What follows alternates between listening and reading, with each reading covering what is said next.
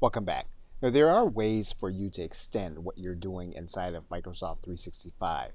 If you go to your applications and you click Explore All of your apps, you'll then have a summary of all of the apps that are available to you. If you scroll to the middle of the page, you can click this button that says Store, or you can go to Install Other Software. We're going to click Go to the Store.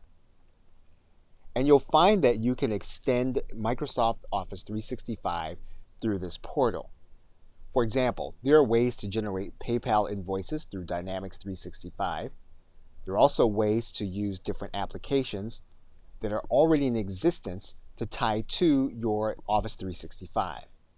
If we were to write in the E, you'll notice that there is Zoho Invoice. So if you already have a subscription, you can extend it into Microsoft Office 365 in either one of these cases. And we can also tie in other existing cloud-based services. For example, we can tie in the autoresponder MailChimp. We can tie in Adobe Creative Cloud.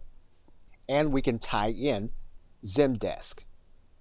So what you'll want to do is you'll want to come to this page and you'll want to test out some of the applications that you're already using to determine whether or not there's a tie-in to Office 365.